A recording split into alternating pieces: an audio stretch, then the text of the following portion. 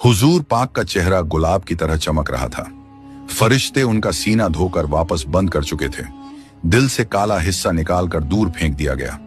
हलीमा का दिल कांप उठा।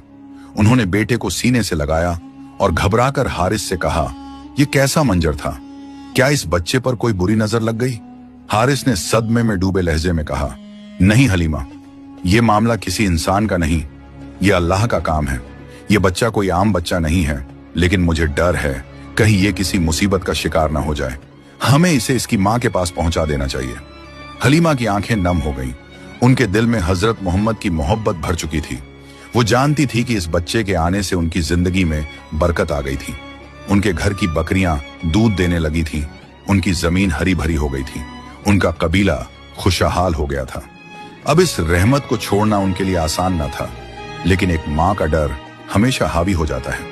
हलीमा ने बेटे के सिर पर हाथ फेरा और कहा, चलो हारिस, हम सफर की तैयारी करते हैं। अब इसे इसकी मां के हवाले कर देना चाहिए। मक्का की तरफ सफर शुरू हुआ। रेगिस्तान की सुनहरी रेत पर ऊंट की चाल धीमी और बोझिल थी। बीबी हलीमा की आंखों में आंसू थे। वो बार बार हुजूर को देखती, कभी उनके नन्हे हाथ पकड़ लेती, कभी सीने से लगा लेती। उनके दिल की हालत अजीब थी। मोहब्बत और डर का मिला जुला समुंदर। रास्ते में जब रात होती तो तारे झिलमिलाते और हवा ठंडी हो जाती। बीबी हलीमा नींद में भी प्यारे नबी को सीने से लगाए रखती।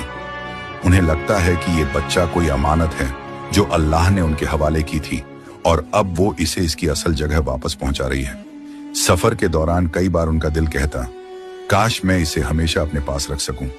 काश ये नूर हमेशा मेरे घर को रोशन रखे। लेकिन फिर शक ए सद्र का वाकया उनकी आंखों के सामने घूम जाता और वो खुद को समझाती, नहीं हलीमा, ये अल्लाह का बंदा है, अल्लाह का हबीब है। इसकी हिफाजत सिर्फ इसकी मां कर सकती है, या खुद अल्लाह। आखिरकार मक्का आ गया था। शहर की गलियों में हलचल थी। हलीमा ने ऊंट को रोका। हुजूर सल्लल्लाहु अलैहि वसल्लम को हाथ से थामा और बीवी आमिना के घर पहुंची। दरवाजा खटखटाया तो बीवी आमिना बाहर आई। उनका चेहरा नूर से चमक रहा था। हलीमा की आंखों से आंसू बह निकले। उन्होंने कांपते लहजे में कहा, आमिना, मैं आपको आपका बेटा वापस कर रही हूं। मैं डर गई हूं। रेगिस्तान में उसके साथ अजीब वाकया हुआ।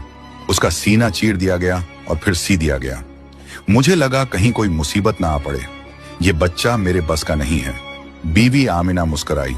उन्होंने बेटे को चूम लिया, उसकी मासूम आंखों में देखा और बहुत इत्मीनान से कहा, हलीमा डर मत, मेरा बेटा कोई आम बच्चा नहीं। जब ये मेरी कोख में था मैंने ऐसे ऐसे मंजर देखे, बने रहे।